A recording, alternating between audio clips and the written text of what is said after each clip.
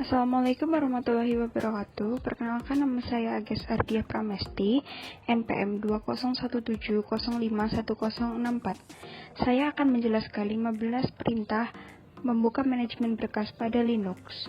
Yang pertama, buka Linux, lalu buka shortcut untuk membuka terminal pada Ubuntu adalah Ctrl plus Alt plus T. Lalu buka terminal. Setelah masuk pada terminal, lalu kita mulai memasukkan perintah-perintah yang akan kita gunakan. Perintah yang pertama adalah perintah pwd.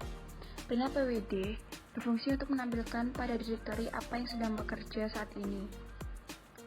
Yang sedang ditampilkan sekarang adalah home, karena kita sedang berada pada layar home. Lalu perintah kedua adalah ls. ls berfungsi untuk menampilkan folder dan file yang akan ada pada direktori yang sedang bekerja. Contoh sekarang itu yang sedang bekerja adalah Detailscope, dokumen download, musik, picture, public, templates, and videos. Lalu perintah ketiga adalah ls-a. ls-a berfungsi untuk menampilkan seluruh file dan folder termasuk file yang terhidden atau tersembunyi. Contohnya seperti itu, menampilkan seluruh yang tersembunyi pula akan tersampaikan di situ. Perintah selanjutnya adalah ls-l. ls-m berfungsi menampilkan file, folder, dan format panjang dalam direktori. Contohnya seperti itu, menampilkan dalam format panjang. Lalu perintah berikutnya adalah perintah is-s. is-s merupakan parameter yang berfungsi untuk menampilkan size. Seperti itu, size-nya ada total 32 dengan 4 data, 4 dokumen, dan lain sebagainya. Lalu perintah berikutnya adalah perintah ls-la. Jika menulis dengan perintah yang salah, maka akan terdapat error dan tidak akan ditemukan. Lalu kita akan tulis format perintah ls-la. ls-la berfungsi untuk menampilkan list dalam bentuk panjang beserta file dan folder yang tersembunyi. Contohnya seperti itu, file akan tersampaikan dalam bentuk panjang beserta folder yang tersembunyi pada file. Perintah selanjutnya adalah ls-ls.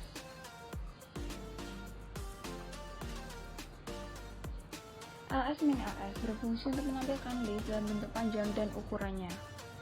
Akan ditampilkan file dalam bentuk panjang beserta ukurannya dengan ada ukuran filenya itu ada 4 di depannya. Lalu ada perintah cd. Sebelumnya, menggunakan perintah cd akan kita contohkan dengan buka perintah ls.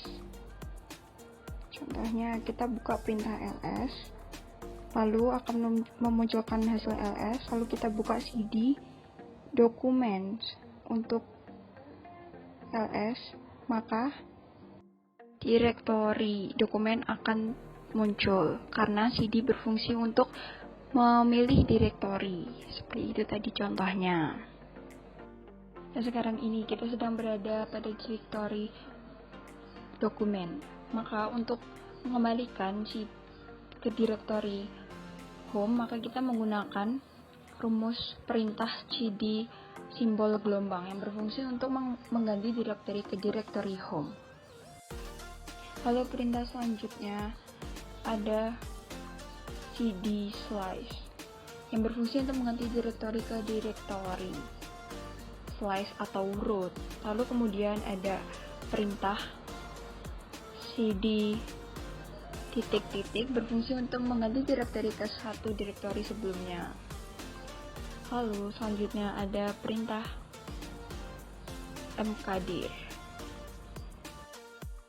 Perintah mkdir berfungsi untuk membuat direktori atau folder.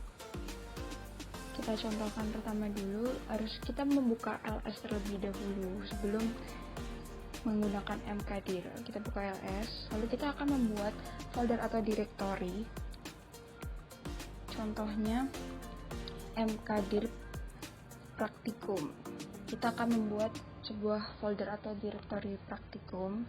Lalu kita membuka ls. Lalu pada situ terlihat directory atau folder praktikum sudah tersedia karena berkaitan dengan MKdir. Lalu untuk menghapus folder praktikum tadi, kita bisa menggunakan rmdir untuk menghapus folder yang tadi kita buat pada MKdir. Atau rmdir praktikum untuk menghapus folder praktikum. Lalu kita buka ls, dan folder praktikum tidak ada lagi karena sudah dikembalikan ke folder awal. Lalu untuk perintah berikutnya, kita bisa menggunakan perintah unname-a yang berfungsi untuk menampilkan informasi sistem operasi yang digunakan saat ini. Tuh, contohnya itu yang sedang kita gunakan adalah Linux dengan nama saya dan VirtualBox.